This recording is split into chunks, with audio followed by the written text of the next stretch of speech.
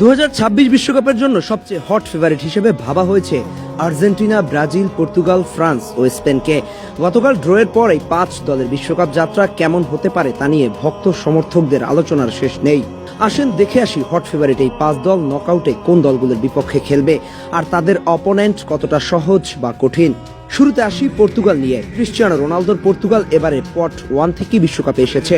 পর্তুগালের গ্রুপের বাকি সদস্যরা হলো প্লে অফ অনের উইনার উজবেকিস্তান এবং কলম্বিয়া। রোনালদোর পর্তুগাল এই গ্রুপে তুলনামূলক সহজ প্রতিপক্ষ পাওয়ায় তাদের গ্রুপ চ্যাম্পিয়ন হয়ে পরের রাউন্ডে যাওয়ার চান্স বেশি।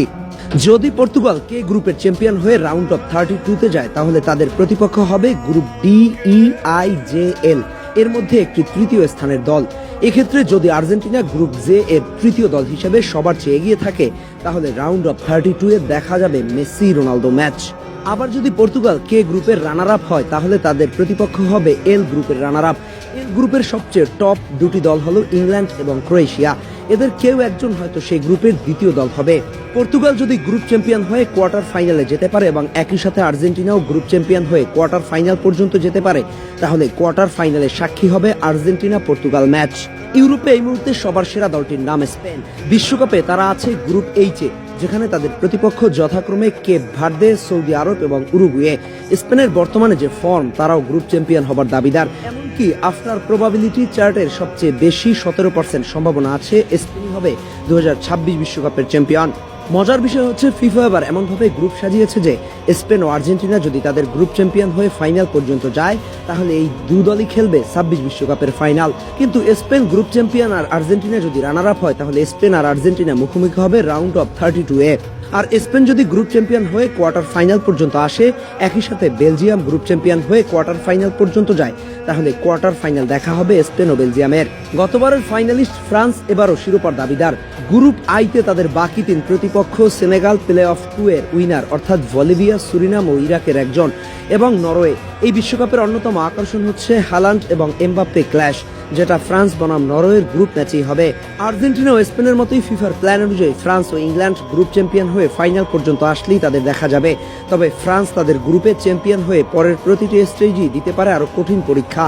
এমবাপ্পের দল গ্রুপ চ্যাম্পিয়ন হয়ে রাউন্ড 16-এ আসলে এবং একই সাথে জার্মানি আসলে রাউন্ড অফ 16-এ দেখা হবে ফ্রান্স ও জার্মানির।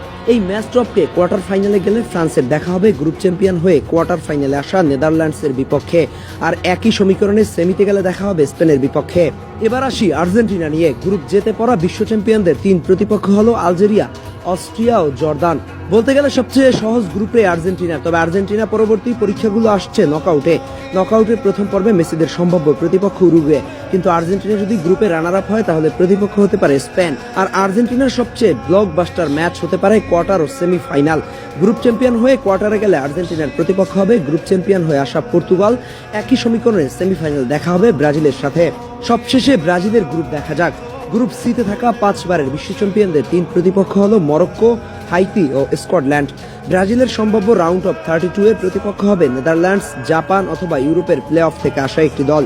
আর রাউন্ড অফ 16-এ গেলে দেখা হবে নরওয়ে অথবা ফ্রান্সের সাথে। গ্রুপ চ্যাম্পিয়ন হয়ে কোয়ার্টার ফাইনালে গেলে প্রতিপক্ষ হবে একইভাবে আসা ইংল্যান্ড। আর সেমিফাইনালের সমীকরণ ঠিকঠাক থাকলে সবচেয়ে বড় রোমাঞ্চকর ম্যাচ হবে আর্জেন্টিনা অথবা পর্তুগাল বনাম ব্রাজিল। ভিডিওর প্রতিটি সমীকরণ ম্যাথমেটিক্যালি ধরে এগিয়ে নেওয়া হয়েছে। আদতে বিশ্বকাপে যে কোনো অঘটনই ঘটে যেতে পারে, তাই এসব সমীকরণে অন্ধবিশ্বাস না করে বরং প্রতিটি স্টেপ উপভোগ করা শ্রেয়।